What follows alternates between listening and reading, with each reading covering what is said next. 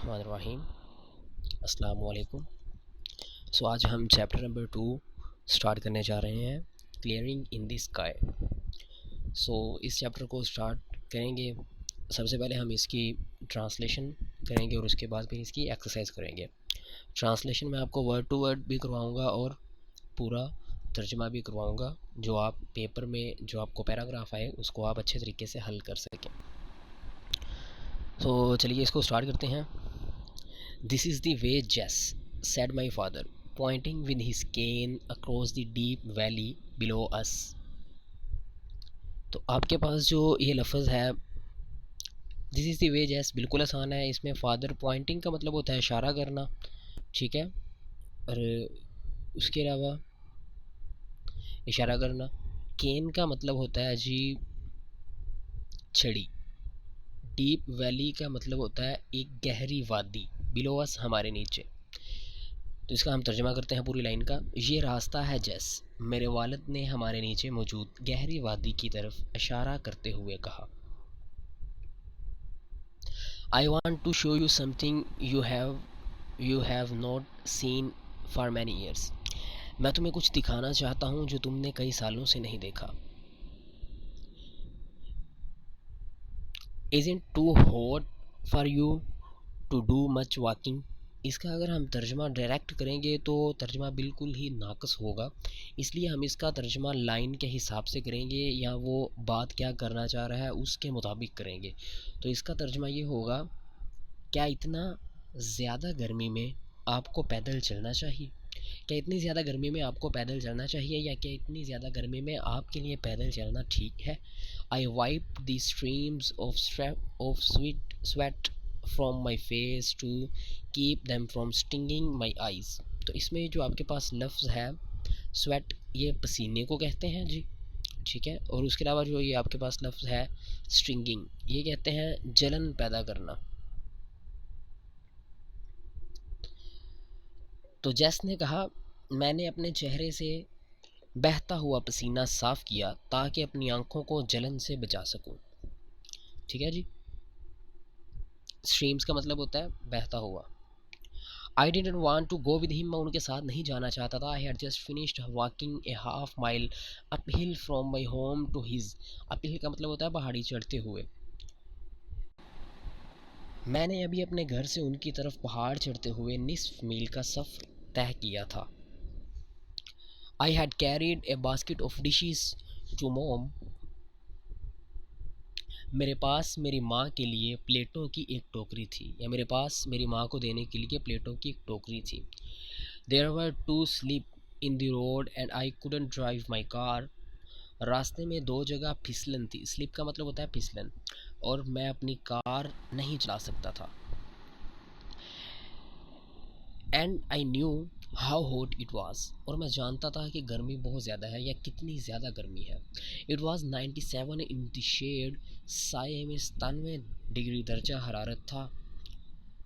I knew that from January until April my father had gone to 8 different doctors। मुझे मालूम था कि जनवरी से लेकर अप्रैल तक या अप्रैल तक मेरे वालिद 8 मुख्तलिफ डॉक्टर्स के पास जा चुके थे। One of the doctors had told him not to walk the length of a city block। उनमें से एक डॉक्टर ने उन्हें कहा था कि शहर की लंबाई जितना ना चला करें, या शहर के ब्लॉक जितना सफ़र ना किया करें, या इतना ज़्यादा सफ़र ना किया करें, ठीक है। अगर आप भूल गए हैं तो मैं बता देता हूँ, हम इस लाइन से चल रहे हैं, ये पढ़ने लगे हैं। He told my father to get a taxi to take him home। उन्होंने मेरे वालिद से कहा कि आप घर जाने के लिए टैक्सी का इस्तेमाल किया करें। But my father walked home 5 miles across the mountain and told mom what doctors had said. मगर मेरे वालिद ने पहाड़ से घर की तरफ 5 मील सफ़र किया और डॉक्टर्स की बात मेरी वालदा को बताई, या मेरी वालदा को वो बताया जो डॉक्टर्स ने उन्हें कहा था। years ago a doctor had told him the same thing. 40 साल पहले एक डॉक्टर ने उन्हें यही बात कही थी. And he had lived to raise a family of 5 children. लेकिन इसके बावजूद वो ज़िंदा रहे और उन्होंने 5 बच्चों पर मुश्तमिल एक ख़ानदान को पाला या उसकी कफ़ालत की. रेज़ पालना, कफ़ालत करना. He had done as much hard work in those days दो in those years as any man. उन्होंने उन सालों में इतनी ज़्यादा मेहनत की जितनी कोई भी आदमी करता हो.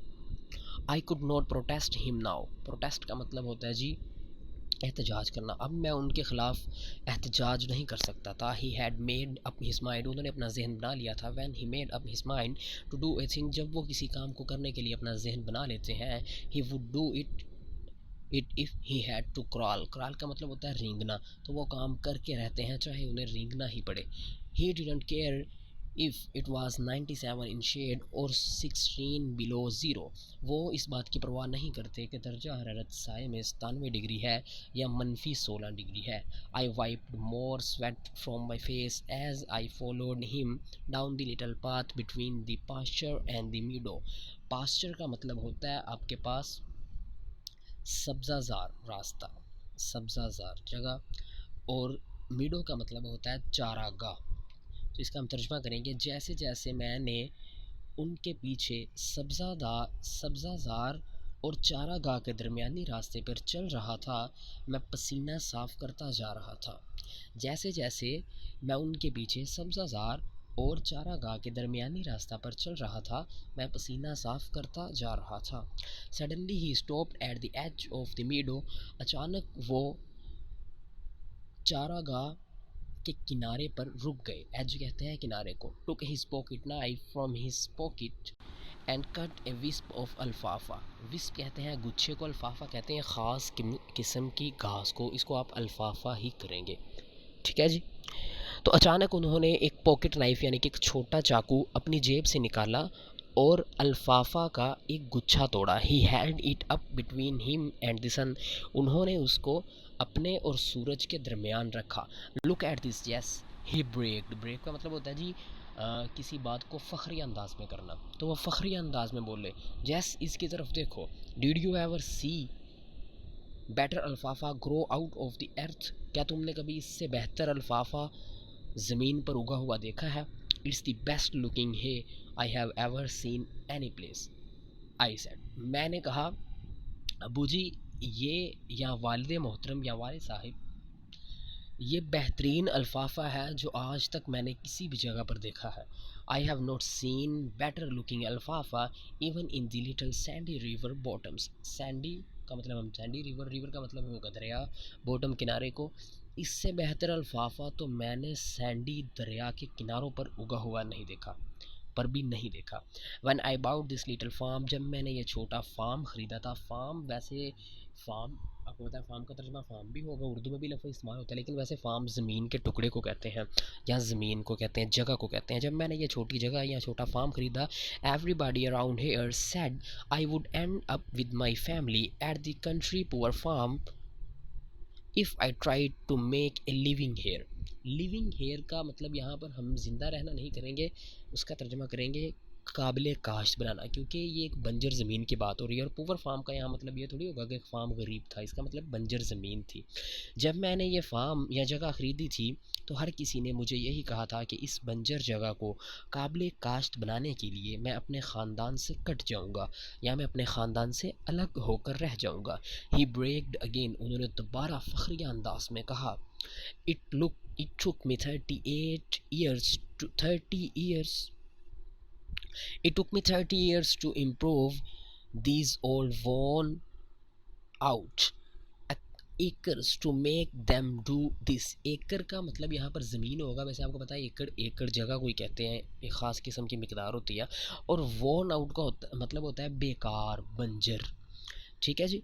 तो यहाँ पर वो कह रहे हैं इट टुक मी, मुझे 30 साल लगे इस बंजर ज़मीन को काबिल काश्त बनाने के लिए या पैदावार के काबिल बनाने के लिए.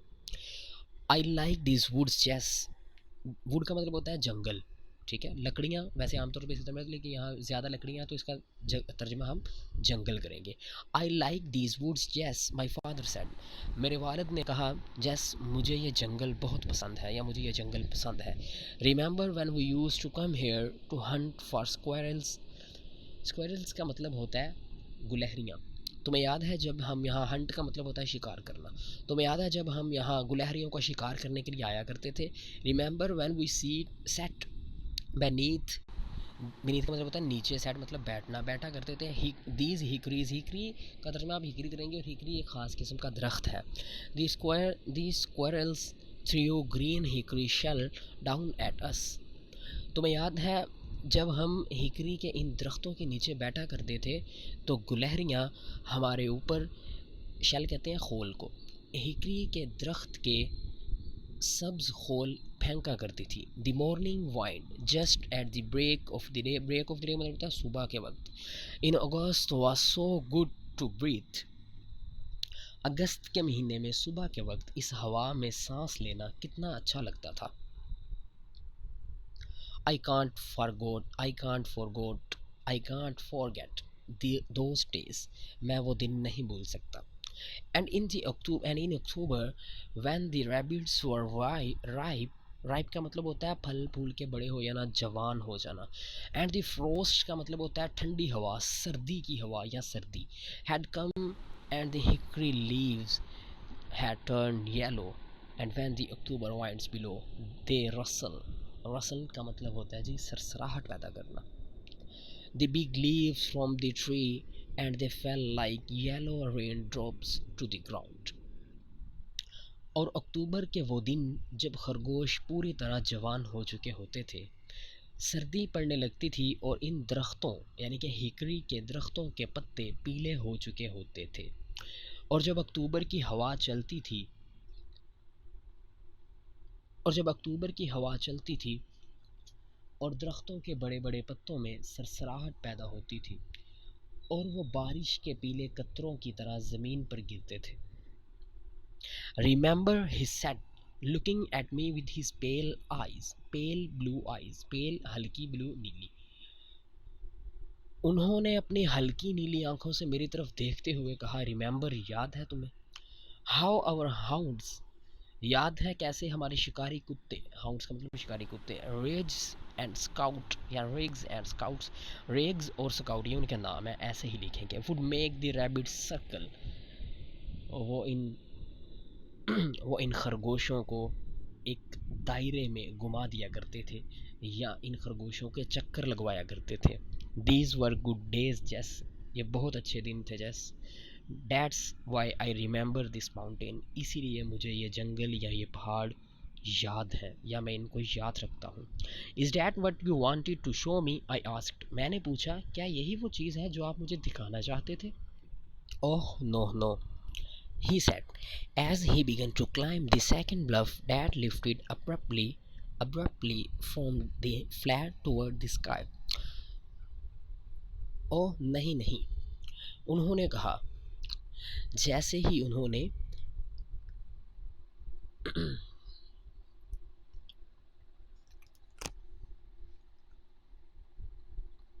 ओह no no, he said as he began to climb, climb का मतलब होता है चढ़ना, the second bluff, दूसरी अमूदी चट्टान, bluff का मतलब होता है चट्टान, अमूदी चट्टान, ठीक है। that lifted abruptly from the flat toward the sky, flat का मतलब होता है हमवार जगह, ठीक है, उसका आसमान को कहते हैं। तो इसका हम तर्जुमा करेंगे ओ नहीं नहीं, उन्होंने कहा ओ नहीं नहीं, और साथ ही या जैसे ही उन्होंने दूसरी अमूदी चट्टान चढ़ना शुरू कर दी जो हमवार जगह से एकदम आसमान की तरफ सीधी ऊपर जाती थी।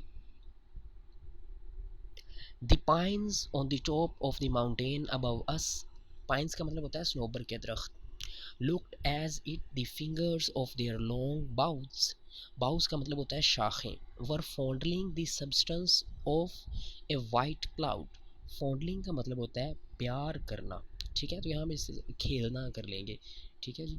उन्होंने अब ये शाखों ने थोड़ी प्यार करना है।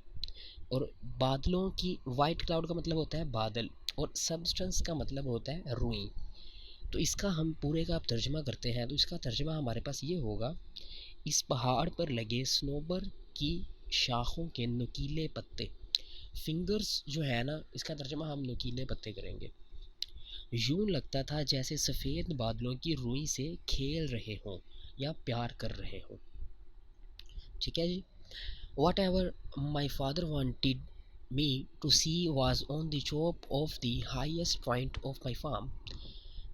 खैर, जो मेरे वालिद मुझे दिखाना चाहते थे वो इस फार्म या इस ज़मीन के सबसे ऊपर वाले हिस्से पर था। And with the exception of the last 3 years, और सवाए पिछले 3 सालों के, I had been over this point many times, मैं इस जगह पर बहुत मरतबा आ चुका था। I had never seen anything extraordinary upon this high point of rugged land. Rugged का मतलब होता है नाहमवार। तो मैंने इस नाहमवार जगह पर कोई भी ख़ास चीज़ नहीं देखी। एक्स्ट्राऑर्डिनरी होता है ना कि ख़ास चीज़ नहीं थी देखी। I had seen the beauty of many white flowers, a few rock cliffs, and many species of hard and soft wood trees। ठीक है जी। स्पीशीज़ का मतलब होता है मुख्तलिफ़ किस्म की चीज़ें, और रॉक क्लिफ्स का मतलब होता है चट्टानें। ठीक है जी, पथरीली चट्टानें। वो कहता है कि जी मैंने यहाँ पर बहुत सी खूबसूरती देखी थी, मसलन वाइट फ्लावर्स, जंगली फूल और पथरीली चट्टानें, और बहुत किस्म के सख्त और नरम दरख्त। ठीक है जी। ये सारा कुछ तो उसने देखा था, लेकिन कोई ऐसी चीज़ नहीं थी देखी जो उसके वालिद उसे दिखाना चाहते हैं। Why do you take the path straight up the point, I asked. मैंने पूछा आपने ये सीधा ऊपर जाने वाला रास्ता ही क्यों मुंतखब किया। Look at these other paths, देखिए यहाँ और भी रास्ते हैं। व्हाट आर दे डूइंग, ये क्या कर रहे हैं, तो इनका क्या फ़ायदा है। With in the distance of a few yards, yard का मतलब होता है गज़, फ्यू चंद गज़ के फासले पर, several paths left the main path, main path मरकज़ी रास्ता, बहुत सारे रास्तों ने मरकज़ी रास्ते को छोड़ दिया। And circled around the slope, और डहलवान के गिर्द चक्कर लगाने लगे। Gradually climbing the mountain, climbing मतलब चढ़ना, ग्रेजुअली आहिस्ता आहिस्ता आहिस्ता आहिस्ता पहाड़ चढ़ रहे थे। ठीक है जी। All paths go to the same place, he answered. उन्होंने जवाब दिया कि हाँ, सारे रास्ते एक ही जगह पर जाते हैं। Then why do you take this step one, I asked. तो मैंने पूछा आपने यही रास्ता क्यों मुंतखब किया। I will explain later, he spoke with half breath. उन्होंने सांस लेते हुए कहा कि मैं बाद में वजाहत करूँगा, एक्सप्लेन वजाहत करना। He rested a minute to catch his second wind, while I managed to stand on the path by holding to a little sapling। Sapling का मतलब होता है एक छोटा दरख्त। So he rested a minute to catch his second wind, वो अपनी दूसरी सांस लेने के लिए 1 मिनट रुके। While I manage to stand on the pass by holding to a little sapling, जबकि मैंने रास्ते पर एक छोटे से दरख्त का सहारा लेते हुए खड़ा होने में कामयाब हो गया। Because it was too steep for my feet to hold unless I braced my self. Feet का मतलब होता है ढलवान या अमूदी रास्ता, ब्रेस्ट का मतलब होता है सहारा लेना, क्योंकि रास्ता इस कदर अमूदी था या इस कदर ढलवान वाला था कि मेरे पाँव जम नहीं सकते थे। आई ब्रेस्ट माई, यहाँ unless I breast my self, यहाँ तक कि मैंने सहारा ले लिया। अगर मैं सहारा ना लेता तो मेरे पाँव नहीं थे जमने। Then my father started to move slowly up the path again. तो मेरे वालिद ने दोबारा ऊपर की तरफ आहिस्ता आहिस्ता चलना शुरू किया। सपोर्टिंग हिमसेल्फ विद हिज केन, अपनी छड़ी से सहारा लेते हुए। I followed at his heels, heels का मतलब होता है नक्श कदम। मैंने उनके नक्श कदम को फॉलो किया या उनके पैरवी की, उनके पीछे चलना शुरू किया। Just a few steps in front of him, तो उनके सामने कुछ ही कदम के फासले पर a fox squirrel crossed the path and ran up a hickory tree. उनको एक ख़ास किस्म की गुलहरी ने या एक लोमड़ी नुमा गुलहरी ने उनका रास्ता अबूर किया, रास्ता क्रॉस किया, अबूर किया, ये उर्दू का लफ्ज़ ज़्यादा मुनासिब रहेगा। रैन अप हिकरी ट्री, और हिकरी के दरख्त पर चढ़ गई। हिकरी के दरख्त को अखरोट का दरख्त भी कह लिया जाए, तो हमने जहाँ जहाँ लफ्ज़ हिकरी यूज़ किया, अगर आप वहाँ अखरोट का दरख्त भी यूज़ कर लें तो गैर मुनासिब ना होगा। सी डैड जैस, ही शाउटेड। तो उन्होंने ऊंची आवाज़ में कहा, जैस ये देखो। यहाँ जैस, क्या तुमने ये देखा है। Yes I did, I answered. मैंने जवाब दिया, हाँ मैंने ये देखा है। That brings back something to me, he said। उन्होंने कहा, ये मुझे एक चीज़ की याद दिलाता है या ये मुझे किसी चीज़ की याद दिलाता है। Brings back the old days to see a fox squirrel. वो कहते हैं जी, लोमड़नुमा गुलहरी को देखकर पुराने दिनों की याद आती है। But this won't bring back as much as something I going to show you. मगर ये चीज़ भी पुराने दिनों की उतनी ज़्यादा याद नहीं दिलाती जितनी वो चीज़ याद दिलाती है जो मैं तुम्हें दिखाने जा रहा हूँ। माई क्यूरियोसिटी वॉज अराउज्ड। अराउज का मतलब होता है बढ़ना, क्यूरियोसिटी का मतलब होता है तजस्सुस। तो मेरा तजस्सुस और बढ़ गया। I thought he had found a new kind of wild grass. मुझे लगा कि लगता है उन्होंने किसी ख़ास तरह की जंगली घास दरियाफ्त की है या उसकी कोई किस्म दरियाफ्त की है। और एन अनफैमिलियर हर्ब, या फिर उन्होंने कोई नई किस्म की या फिर एक गैर मानूस झाड़ी तलाश की है। ठीक है। और ए न्यू काइंड ऑफ ट्री, या उन्होंने कोई नई किस्म का दरख्त ईजाद किया है या उन्हें मिला है, तलाश किया है। For I remember the time he had found a coffee tree in our woods. तब मुझे वो वक्त याद आया जब उन्होंने हमारे जंगल में या हमारे जंगलों में कॉफ़ी का एक दरख्त दरियाफ्त किया था या तलाश किया था। It is as far as I know, जहाँ तक मैं जानता हूँ ये दरख्त the only one of its kind growing in our country. वो कहते हैं कि जहाँ तक मैं जानता हूँ ये दरख्त the only one of its kind, इस किस्म का वाहिद दरख्त है ग्रोइंग इन आवर कंट्री, जो कि हमारे मुल्क में उग रहा है या पैदा हो रहा है। Only twice did my father stop to wipe the sweat from his eyes as he climbed the second steep bluff toward the fingers of the pines. स्नोबर के दरख्त की शाखों की तरफ दूसरी अमूदी चट्टान पर चढ़ते हुए मेरे वालिद ने अपनी आंखों से पसीना साफ करने के लिए सिर्फ 2 मरतबा रुके। We reached the lime-blessed trunks of these tall, straight pines, whose branches reached toward the blue depth of the sky, or the white cloud was now gone. वो कहता है कि जी, हम इन लंबे और सीधे स्नोबर के दरख्तों की शाखों के बगैर तनों तक पहुँचे, जिनकी शाखें नीले और गहरे आसमान की तरफ बुलंद हो रही थीं, या फिर यह कि सफ़ेद बादल अब गायब हो चुके थे। आई सा ए क्लियरिंग, मैंने एक साफ टुकड़ा देखा। A small clearing of not more than 3/4 of an acre in the heart of this wilderness right on the mountain top. वो कहता है जी कि मैंने एक साफ टुकड़ा देखा, एक छोटा सा साफ टुकड़ा जिसकी जो कि 1 एकड़ के 3/4 से ज़्यादा ना होगा, जो पहाड़ की बिल्कुल चोटी पर इस वीरान जगह के दरमियान में था।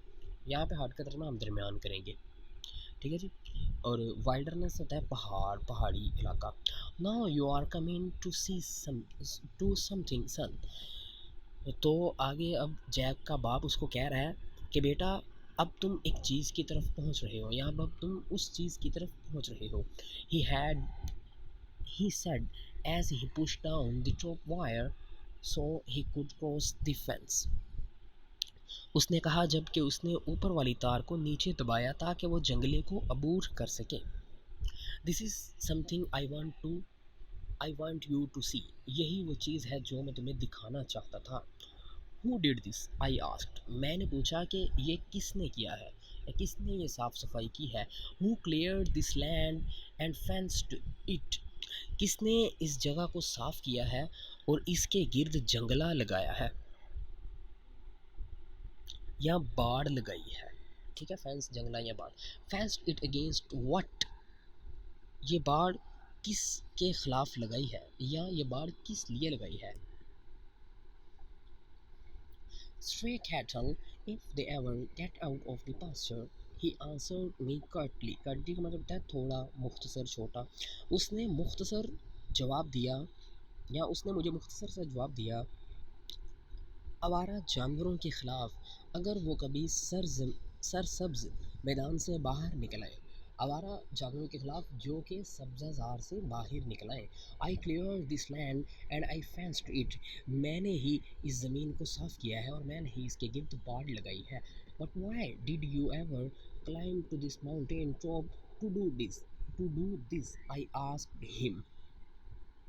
लेकिन आप इस पहाड़ की चोटी पर चढ़ते ही क्यों हो और ये काम किया, या आप इस पहाड़ की चोटी पर क्यों चढ़ते हैं और क्यों ये काम किया है आपने, मैंने उनसे पूछा. Look at the fertile land we have in the valley. आप इस ज़रख़ेज़ ज़मीन को देखें जो वादी में हमारे पास है. तो अब ये बाप बेटे को कह रहा है जी कि आप इस कदर ऊपर आके आपने इस बंजर ज़मीन को काबिल काश्त बनाया है, तो क्यों ही आप उस ज़मीन पर काम करते जो वादी में हमारे पास मौजूद है और वो पहले से ज़रख़ेज़ है. फ़र्टाइल का मतलब होता है ज़रख़ेज़ होना, ठीक है. फ़र्टाइल ही लाफ्ड. तो उसने ऐसे कहा जी, जैसे हम कहते हैं अच्छा, तो फिर मुस्कुराते हैं. उन्होंने कहा ज़रख़ेज़ ज़मीन. वो हंसने लगा. As he reached down and picked up a double handful of leaf rolled long.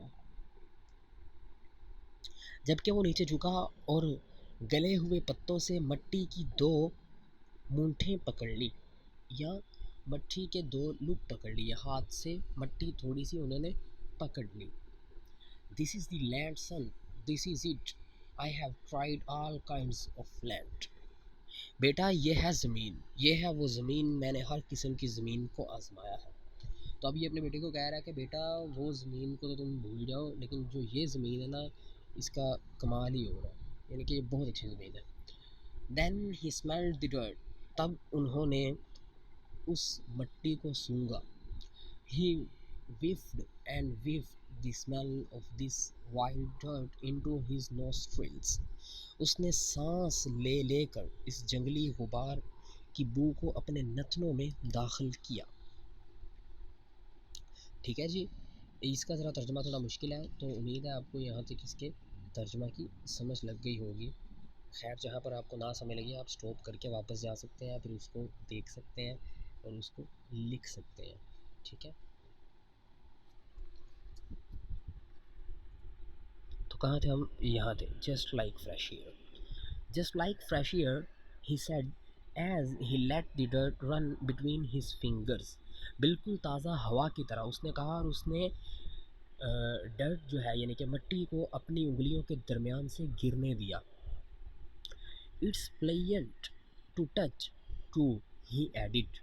उसने मज़ीद कहा, या उसने कहा, या फिर कहा, या और कहा, इसे छूना ही बहुत खुशगवार लगता है. अब ये देखें, यहाँ पे पढ़ने के बाद हमें भी वो एक फ़ील आता है ना, जब हम बारिश की जब बारिश होती है, अगर बारिश मट्टी पे हो रही हो, तो आप देखें उसकी खुशबू किस कदर ही खूबसूरत होती है. अगरचे अब हमने पक्के मकान बना लिए हैं तो उतना मज़ा नहीं आता, लेकिन हकीकत तो वही है जो हकीकत रहेगी. आगे से बेटा कह रहा है जी, बट डैड, आई सेड. मैंने कहा, वालिद साहब, या डैड, या अबू जी. I know what you think, he interrupted. तो उन्होंने इंटरप्ट, ये याद है हम पीछे भी पढ़ के आए हैं बटन वाली कहानी में. इंटरप्ट होता है कि उसकी बात को काटते हुए दरमियान में बोलना. तो उनके वालिद जो है उसकी बात को काटते हुए दरमियान बोले, आई नो वट यू थिंक. हाँ, मैं जानता हूँ कि तुम क्या सोच रहे हो. Your mother thinks the same thing. तुम्हारी माँ भी यही सोचती थी या सोचती है. She wonders why I ever climb this mountain top to raise my potatoes, yams and tomatoes.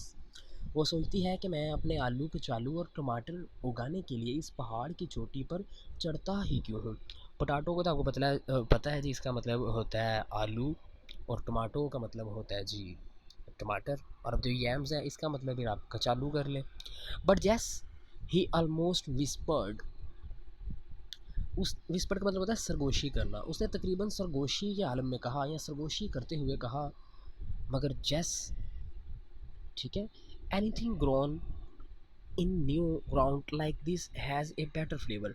कोई भी चीज़ किसी नई जगह पर उगे, या इस तरह की नई जगह पर उगे, तो उसका जो है वो जायका ज़्यादा मज़ेदार होता है या बेहतरीन होता है. One wait until my potatoes are ripe. उस वक्त तक, राइप हम पीछे बढ़ के आए ना, खरगोश का जवान होना. जैसे खरगोश के बारे में हमने राइप लफ्ज़ पढ़ा था, जवान होना, बढ़ना. ठीक है जी. क्या उसे कहते हैं, तो यहाँ पे चूँकि ये सब्ज़ी से रिलेटेड तो इसे पकना करेंगे। उसने कहा कि मेरे टमाटर पकने का वेट करो, ठीक है। अब ये तो नहीं कह सकते मेरे टमाटर बड़े होने का इंतज़ार करो, तो उन्होंने कहा मेरे टमाटर को पकने तक का इंतज़ार करो। You will never you will never taste sweeter tomatoes in your life. तुम अपनी ज़िंदगी में सबसे ज़्यादा मीठे टमाटर कभी नहीं चखोगे, ठीक है। यानी कि कह रहा है कि मेरे टमाटर इतने मीठे होंगे कि इतने मीठे टमाटर तुमने अपनी ज़िंदगी में कभी नहीं चखे होंगे। They will soon be ripe too, ये पक भी जल्दी ही जाएंगे। अब ये ज़मीन के उसे बता रहा है कि उसने पूछा था ना इतना ऊपर क्यों आया, तो ये उसके फ़ायदे बता रहा है। I said as I looked at the dozen or more rows of tomatoes on the lower side of the patch. मैंने कहा जबकि मैंने इस टुकड़े के निचले तरफ दर्जन या इससे भी ज़्यादा टमाटर की कतारें देखी, ठीक है। डज़न का मतलब दर्जन होता है। Then above the tomatoes were a half dozen rows of yams, above the yams were perhaps 3 dozen rows of potatoes। फिर टमाटरों के ऊपर आधी दर्जन कतारें कचालू की थीं, कचालू से ऊपर शायद 3 दर्जन कतारें आलुओं की थीं। I don't see A weed in this patch, I laughed. Weed का मतलब होता है जड़ी बूटी, ठीक है जी। तो वो कहता है कि मैंने इस टुकड़े में या इस जगह पर कोई भी जड़ी बूटी नहीं देखी। आई लाफ, मैं मुस्कुराया या मैं हंसा। वॉन्ट दे ग्रो हेयर, वो पूछ रहा है कि क्या वो यहाँ नहीं उगती, या क्या यहाँ जड़ी बूटियाँ नहीं उगती। I won't let him, he said, तो उसने कहा मैं उन्हें यहाँ उगने ही नहीं दूंगा। Now this is what I have been wanting you to see, तो अब यही वो चीज़ है जो मैं तुम्हें दिखाना चाहता था। This is the clearest patch I have ever seen, I braved. तो मैंने भी खुशी के साथ या मैंने भी फ़ख्रिया अंदाज में बात करते हुए कहा कि ये सबसे बेहतरीन साफ़ किया गया टुकड़ा है जो मैंने ज़िंदगी में देखा है, या मैंने सबसे बेहतरीन साफ़ किया गया टुकड़ा यही देखा है। And you did all this against your doctors orders, और आपने ये सब डॉक्टर्स की मुखालफत में किया है, या डॉक्टर्स के कहे हुए के ख़िलाफ़ किया है, या बरअक्स किया है। तो आगे से उसका बाप कह रहा है which one, he asked laughing, तो उसने मुस्कुराते हुए या हंसते हुए पूछा कौन सी मुखालफत, किस चीज़ की मुखालफत। Then he sat down on a big oak stump and I sat down on a small black gum stump near him. फिर वो एक बड़े शाहबलूत के तने पर बैठ गया, ठीक है जी। ओक स्टम्प शाहबलूत का तना, और मैं उसके करीब ही एक छोटे स्याह गूंद के दरख्त के तने पर बैठ गया। तो गम स्टम्प कहते हैं, ब्लैक गम स्टम्प का मतलब होगा गूंद का तना, ब्लैक काला, काले गूंद के तने, स्याह गूंद के तने पर बैठ गया। This was the only place on the mountain where the sun could shine to the ground. पहाड़ पर यही वो जगह थी जहाँ पर कि सूरज की किरणें ज़मीन पर गिर रही थी या ज़मीन पर पड़ रही थी। And on the lower side of the clearing there was a rim of shadow over the rows of dark shalwart plants loaded with green tomatoes। और उसके साफ और उस साफ जगह की निचली तरफ मजबूत पौधों की कतारों पर जो सब्ज टमाटरों से सिरे से भरे हुए थे साया का एक दायरा पड़ रहा था। What is the reason you are laughing? What is the reason for your planting this patch up here? I asked. मैंने पूछा इस बुलंदी पर इस टुकड़े में आपकी शजरकारी की वजह क्या है, या मैंने पूछा इस बुलंद टुकड़े पर आपका चीज़ों को उगाना या आपका काश्तकारी करना, इसकी वजह क्या है। What is the reason, कहाँ पर गया जी, आई आस्क्ड, मैंने पूछा 20 times in my life, ठीक है जी। ओके तो यहाँ से हम पढ़ रहे थे, कहाँ गया, 20 times in my life he said, 20 times in my life he said, a doctor has told me to go home and be with my family as long as I could। वो कहता है कि जी 20 मरतबा मुझे एक डॉक्टर ने कहा कि मुझे घर चले जाना चाहिए और मेरी जो ज़िंदगी बची है वो अपने ख़ानदान के साथ, अपनी फैमिली के साथ गुजारनी चाहिए। ठीक है। Told me not to work, उसने मुझे कहा कि काम ना करूँ, not to do any thing but to live and enjoy the few days at I had left with me. उसने कहा कि ना काम करो और कुछ भी ना करो, बल्कि जो तुम्हारी ज़िंदगी के थोड़े से दिन रह गए हैं उनका लुत्फ़ उठाओ, उनको एंजॉय करो। If the doctors have been right, अगर तो डॉक्टर सच्चे थे या अगर डॉक्टर सच्चे होते, ही सेड, उन्होंने कहा, विंकिंग एट मी, उसने मुझ पर आंख झपकते हुए कहा या मुझे आंख मारते हुए कहा, I have cheated death many times, तो फिर मैं तो मौत को कई बार धोखा दे चुका हूँ। Now I have reach the years the Good Book allows to man in his lifetime upon this earth, अब मैं उस उम्र को पहुँच चुका हूँ जो कि हमारी गुड बुक, अच्छी किताब या होली बुक, और होली बुक को यहाँ से मुराद बाइबल होगा। ठीक है, बाइबल या बाइबल का तर्जुमा आपको बताएं इंजील। ठीक है, तो कहता है कि अब मैं उस उम्र को पहुंच चुका हूं जो कि जितनी उम्र इंजील इस ज़मीन पर एक इंसान को गुजारने की इजाज़त देती है। 3 स्कोर ईयर्स एंड 10, वो कह रहा जी 3 स्कोर ईयर्स एंड 10, इसका मतलब होगा कि 20 यानी कि 3 20 साल और एक 10, तो 20 और 20 40 और 20 60 और एक 10 70, तो इसका मतलब होगा यानी 70 साल। कितनी मुश्किल इंग्लिश यूज़ की है इन्होंने। खैर हमने भी ये चीज़ें पढ़ी थी तो अब आपको पढ़नी पड़ेंगी। ठीक है जी, आगे चलते हैं। He got up from the stump and wipe the rain drops off sweat from his red wrinkled face with his big blue bandana, वो तने से उठे और अपने सुर्ख शिकनदार चेहरे, यानी कि शिकनदार चेहरे वो झुरीदार चेहरे से अपने बड़े नीले रुमाल से पसीने के कतरों को साफ़ किया। रिंकल का मतलब होता है झुर्रियाँ पड़ना, शिकन पड़ना, जैसे माथे पर बल पड़ते हैं या झुर्रियाँ पड़ जाती हैं। और बंदाना तो फिर आपको पता है इसका सिंपल मतलब यहाँ पे होगा रुमाल। And something else, yes, he said, motioning for me to follow him to the upper edge of the clearing. उसने साफ ज़मीन के ऊपर वाले किनारे की तरफ अपने पीछे आने के लिए मुझे इशारा करते हुए कहा। ठीक है जी, Jess, you won't understand until you reach 3 score and 10. After these years, your time is borrowed. उसने कहा कि जैस तुम ये बात नहीं समझ सकते तब तक जब तक तुम्हारी उम्र 70 साल ना हो जाए, और फिर 70 साल के बाद तो आपकी ज़िंदगी उधार है। ठीक है, यानी कि वो जैसे हम नहीं कहते कि 50 साल के बाद या 60 साल के बाद समझे बोनस ही है अगर आप ज़िंदा रह रहे हैं तो हम यहाँ पर है। ठीक है जी, यहाँ से हम शुरू करते हैं। And when you live on, ठीक है जी, ये है जी आपके पास। And when you live on that kind of time then something good goes back, और जब इस किस्म का वक्त गुजारते हैं तो फिर कुछ पीछे की तरफ जाता है। यानी कि आप जब इस एज में आते हैं तो आपको बैक स्टोरीज याद आती हैं, पीछे की पुरानी बातें याद आती हैं। Something I can not explain, कुछ ऐसी चीज़ें जो मैं वजाहत नहीं कर सकता, जो मैं बयान नहीं कर सकता। You go back to the places you knew and loved, आप उन चीज़ों की तरफ वापस जाते हैं, उन जगहों की तरफ वापस जाते हैं जिनको आप जानते हैं और जिनसे आप प्यार करते हैं, मोहब्बत करते हैं, उन्स करते हैं, उल्फत करते हैं। See this step hill slope, इस अमूदी पहाड़ी के ढलवान तो देखो। He pointed down from the upper rim of the clearing toward the deep valley below.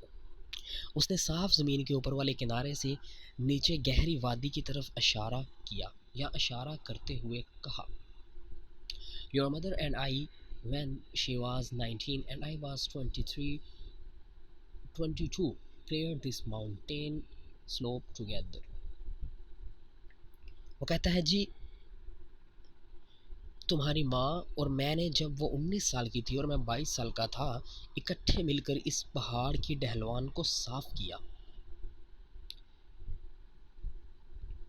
We raised corn, ठीक है जी, कॉर्न का मतलब होता है अनाज, और उसके बाद है जी आपके पास लफ्ज़ है यहाँ पे beans and pumpkins.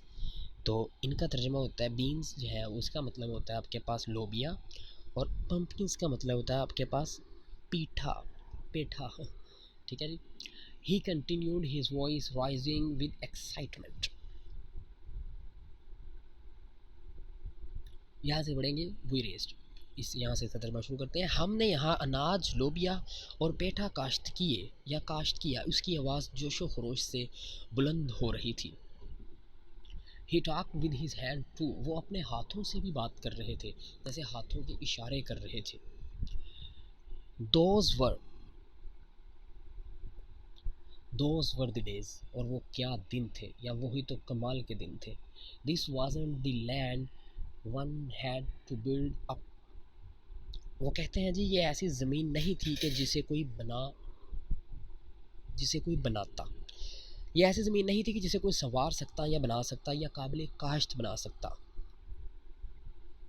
It was already here as God had made it, and we had to do was to clear the trees and burn the bush. ये पहले से ही यहाँ थी, जैसा कि अल्लाह ने इसे बनाया या खुदा ने इसे बनाया, और हमें सिर्फ ये करना था कि दरख्तों को साफ़ करें और झाड़ियों को जला दें।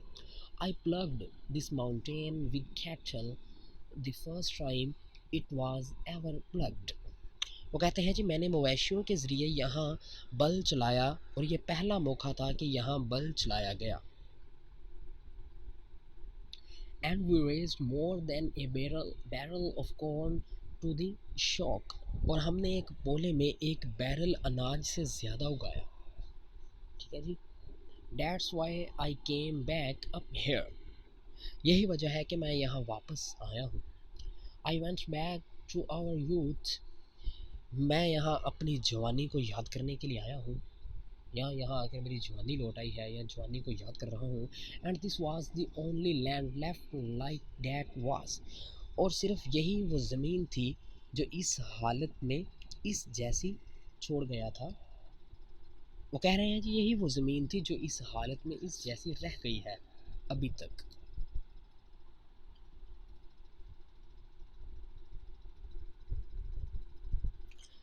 एंड जैस ही broken regardless of my 60 years and 10, उन्होंने फिर दोबारा जो है वो ब्रेक किया, यानी कि फ़खरी अंदाज में बोले, और जैसे अपनी 70 साल की उम्र के बावजूद मैंने इसमें बल चलाया। आई प्लग्ड इट, बल चलाया, plugged it with a mule, एक खच्चर के साथ बल चलाया। I have with just a little help done all the work, मैंने ये सारा काम थोड़ी सी मदद के साथ किया। It's like the land your mother and I used to farm here when I brought my gun to the field and took home a mess of fox squirrels every evening. यह उस तरह की ज़मीन थी कि जिसमें मैं और तुम्हारी माँ काश्त किया करते थे, जब मैं मैदान में अपनी बंदूक ले आता और हर शाम बेशुमार लूमड़ गुलहरियाँ या लूमड़ किस्म की गुलहरियाँ ले जाता। ठीक है जी, उनका शिकार करता और उन्हें ले जाता। आगे जी, I looked at the vast mountain, यहाँ से हम पढ़ रहे हैं I looked at the vast mountain, इसको यहाँ पर कर लेते हैं। I looked at the vast mountain slope below where my mother and father had farmed, मैंने नीचे वसी पहाड़ की इस ढलवान को देखा जहाँ मेरी माँ और मेरे वालिद या मेरे बाप काश्त किया करते थे। And I could remember years later when they farm this land, और कई सालों के बाद भी मैं याद कर सकता था कि जब वो इस ज़मीन में काश्त करते थे। It was on this sleep slope that my father once made me a little wooden plug, इस अमूदी टहलवान पर ही एक दफ़ा मेरे वालिद ने मुझे लकड़ी का एक छोटा सा बल बना दिया। That was when I was 6 years old and they brought me to the field to thin yarn. thin का मतलब होता है, या के पास लफ्ज़ है जी thin, ठीक है जी। ये तो इस thin का मतलब होता है छांटना, फसल को छांटना। तो कहता है कि ये उस वक्त की बात है जब मैं 6 साल का था और वो मुझे इस खेत में फसल छांटने के लिए लाए। I lost my little plug in a furrow and I cried and cried until he made me another plug. अब देखें बाप क्या नहीं करते। वो कहते हैं मैं अपना छोटा सा बल्ब नाली में गुम कर बैठा और मैं चिल्लाता रहा, यानी कि मैं रोता रहा यहाँ तक कि मेरे बाप ने मुझे एक दूसरा बल्ब बना दिया। But I never love the second plug as I did the first one. लेकिन मैंने कभी भी उस दूसरे बल्ब को इतना ज़्यादा प्यार नहीं किया या इतनी ज़्यादा मोहब्बत नहीं की। Imagine now to look at the mountain slope, grow up with tall trees, many of them big enough to have saved into lumber at the mill. अब पहाड़ की ढलवान को देखते हुए वहाँ लंबे लंबे दरख्त उगे हुए हैं और इनमें से बहुत से इतने बड़े हैं कि कारखाना में इन्हें काट कर शहतीर बनाए जा सकते हैं। शहतीर कोई ख़ास किस्म की चीज़ होगी। It was hard to believe that my father and mother had cleared this mountain slope and had farmed it for many years. कह रहा है कि इस बात पर यकीन करना ही मुश्किल है कि मेरे वालिद और मेरी वालदा ने इस पहाड़ के ढलवान को साफ़ किया था और बहुत सालों तक इसमें काश्त करते रहे थे। For many of the trees were 60 feet tall and the wild vines had matted their tops together. क्योंकि बहुत से दरख्त 60 फुट ऊंचे थे और जंगली अंगूर की बेलों ने इनकी चोटियों को आपस में मिला दिया था। एंड जेस, और कहता है जेस, ही ऑलमोस्ट विस्पर्ड, उसने दोबारा तकरीबन सरगोशी करते हुए कहा, the doctors told me to sit still and to take life easy. कहता है डॉक्टर्स ने तो मुझे यही कहा था कि तुम आराम से बैठे रहो और ज़िंदगी में सुकून करो या ज़िंदगी को सुकून दो। आई कुडंट डू इट, मैं ऐसा नहीं कर पाया। आई हैड टू वर्क, मुझे काम करना था। I had to go back, मुझे वापस जाना था। I had to smell this rich loam again, मुझे इस ज़रख़ीज़ मट्टी को दोबारा सूंघना था। This land is not like the land I had to build to grow अल्फाफा। ये ज़मीन उस तरह की ज़मीन नहीं थी जिसे मैं अल्फाफा बनाने के लिए इस्तेमाल करता था, या जिसको मैंने अल्फाफा उगाने के लिए बनाया था। दिस इज़ रियल लैंड, ये असल ज़मीन है। It's the land that God left, ये वो ज़मीन है जो खुदा ने तैयार की, या जो खुदा ने छोड़ी है मेरे लिए। I had to come back and dig it in it, ये वो ज़मीन है, ये वो कहते हैं जी, I had to come back and dig in it, मुझे वापस आना था और इसमें खुदाई करनी थी। I had to smell it, मुझे इसे सूंघना था।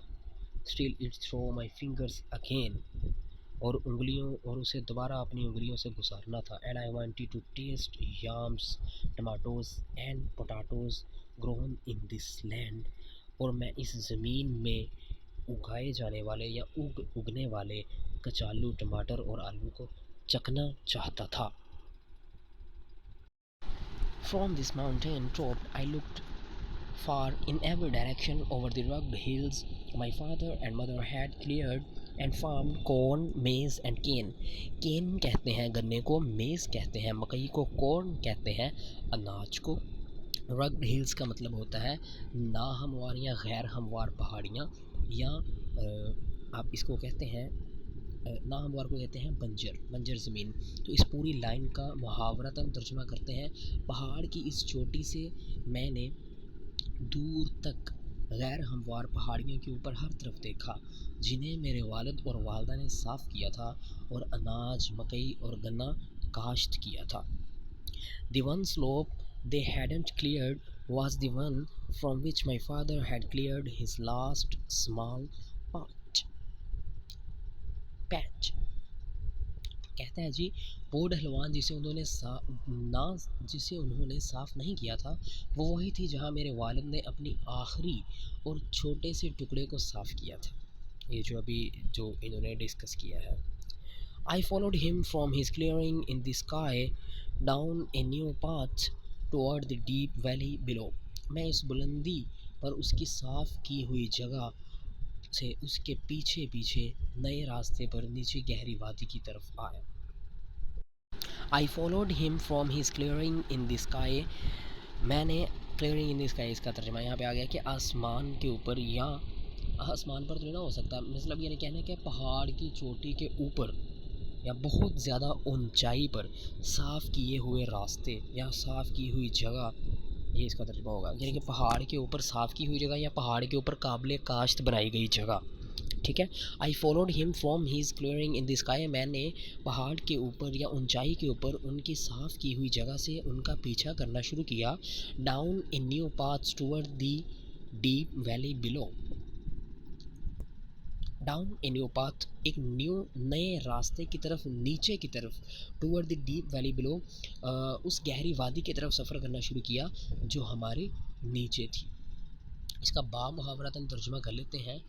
मैंने उस बुलंदी पर उनकी साफ़ की हुई जगह से उनके पीछे पीछे नए रास्ते पर गहरी वादी की तरफ सफ़र किया या गहरी वादी की तरफ आया। But why do you have too many paths coming from the flat up this steep second bluff, I asked. वो कहता है जी, लेकिन इस सीधी अमूदी दूसरी चट्टान से आने के लिए आप इतने ज़्यादा रास्ते क्यों इख्तियार करते हैं? आई आस्क्ड, मैंने सवाल किया, ठीक है जी। आई आस्क्ड, मैंने सवाल किया। He had promised that he would explain this to me later. और उन्होंने मुझे इस बात का वादा किया हुआ था कि मैं इसकी वजाहत बाद में करूँगा। ओह यस ही सेड, उन्होंने कहा हाँ कि वाकई मैंने इस बात का वादा किया। अर्ली लास्ट स्प्रिंग, पिछले मौसम बहार के इब्तदाई दिनों में, I couldn't climb straight up this steep path, सीधे अमूदी रास्ते पर चढ़ नहीं सकता था। मैं इन सीधे अमूदी रास्तों पर चढ़ नहीं सकता था। That was when the doctor didn't give me a week to live. यह उन दिनों की बात है या उस वक्त की बात है जब डॉक्टर्स ने मुझे ज़िंदा रहने के लिए एक हफ्ता भी नहीं दिया था। I made a longer, easier path so I wouldn't have to do so much climbing. तो फिर मैंने एक लंबा और एक आसान रास्ते का इंतखाब किया जिस पर मुझे बहुत ज़्यादा चढ़ाई ना करनी पड़े या बहुत ज़्यादा चढ़ कर ना जाना पड़े। Then as I got better he explained, और फिर जब मैं कुछ बेहतर हुआ या मेरी तबीयत कुछ बेहतर हुई, उन्होंने वजाहत करते हुए कहा, I made another path that was a little steeper. तो फिर मैंने एक दूसरा रास्ता बनाया या दूसरा रास्ते का इंतखाब किया जो कि थोड़ा कम ढलवान वाला था। And as I continue to get better, और जब मैं बेहतर होता गया या मेरी तबीयत ज़्यादा ठीक होती गई, आई मेड स्टीपर पाथ्स, तो मैं ढलवान वाले रास्ते बनाता गया। That was one way of knowing I was getting better at all time. ये एक तरीका था कि मैं जानता था कि मैं इस सारे अरसा में बेहतर से बेहतर हो रहा था। I followed him down the paths that wound this way and that 3 times the length of the path we had climbed. मैंने नीचे की तरफ रास्ता में उनके पीछे पीछे चलता गया जो कभी इधर कभी उधर मुड़ रहा था, यानी कि वो इधर उधर मुड़ रहा था, और जिस रास्ते से हम चढ़ कर आए थे ये उस रास्ते से 3 गुना ज़्यादा था। तो यहाँ पर जी हमारे सेकंड चैप्टर का तर्जुमा कंप्लीट हो चुका है।